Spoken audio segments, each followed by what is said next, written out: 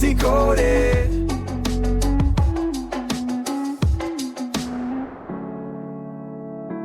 Welcome to this Book Decoded podcast episode. Today we're looking at a really fascinating new book, India at 100, Envisioning Tomorrow's Economic Powerhouse. Right, by Krishnamurthy Subramanian. Exactly.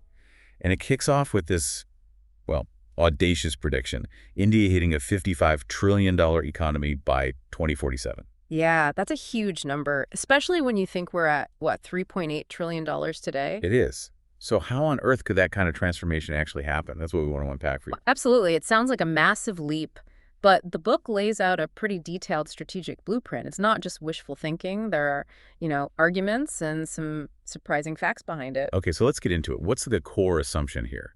What gives the author that confidence when other forecasts are way more conservative, like EY predicting $26 trillion, or Goldman Sachs saying $50 trillion, but way out in 2075? That's a great question. The key difference is really in the methodology, specifically around currency depreciation. Okay. So most forecasts assume the rupee depreciates against the dollar by about 3% per year, historically speaking. All right, that seems standard. But this book argues for a much lower rate, only a 0.5% depreciation annually.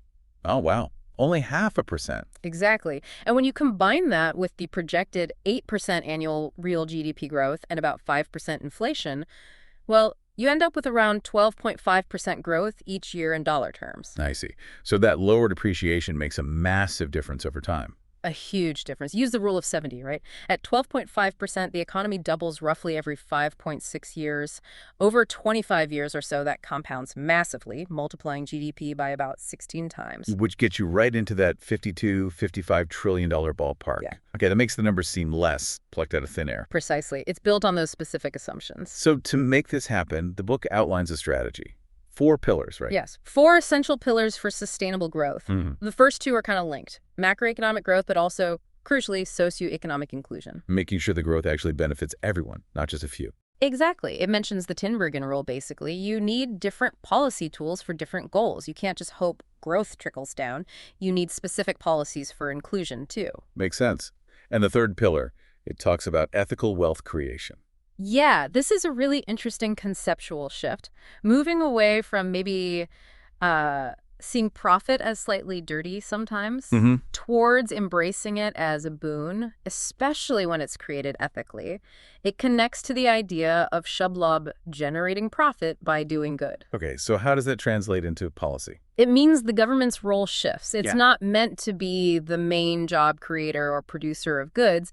Instead, it acts as a catalyst. The catalyst. By investing heavily in public infrastructure, physical, like roads and ports, but also digital infrastructure, providing universal access to key things, and then letting the private sector drive wealth creation. Right, which leads nicely into the virtuous cycle idea, Yeah. driven by private investment. That's the engine. Private investment drives consumption, jobs, more growth, and this cycle gets a boost from public capital spending, which crowds in even more private money.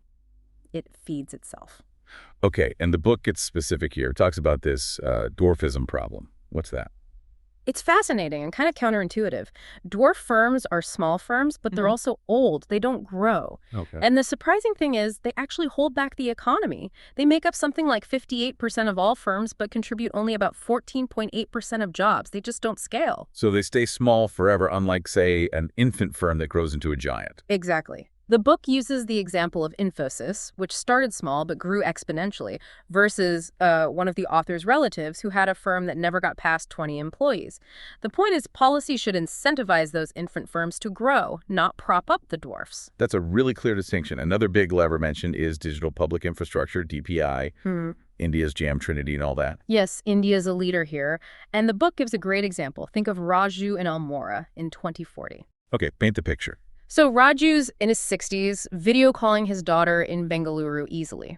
He used a digital health app to consult a top doctor in Delhi for his knee, avoided travel.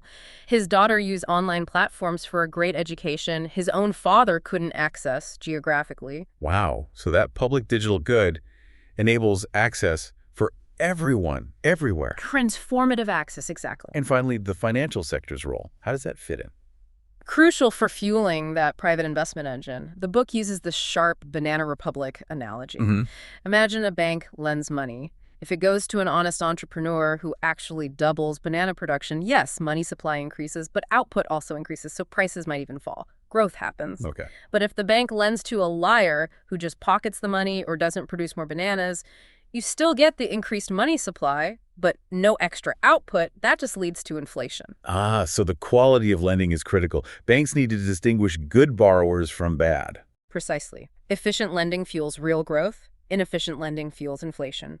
And historically, India's credit penetration has been low compared to places like Malaysia or South Korea during their high-growth phases. So strengthening the financial sector is key. Got it. So wrapping up, this book, India at 100, presents this incredibly ambitious vision, $55 trillion. Ambitious, yes, but also thoroughly researched. Right. Backed by data, a clear four-pillar strategy. It really tries to offer a concrete path, not just theory. It really does. And you know, what stands out from this deep dive is that hitting these big economic targets isn't just about numbers. It's about this subtle mix, isn't it? Yeah. Policy choices, ethical ideas, getting the incentives right for firms big and small. Absolutely, which leaves us with a thought, maybe for you listening. What does this detailed vision tell us about how much clear strategy and specific actions can actually shape a whole nation's economic destiny?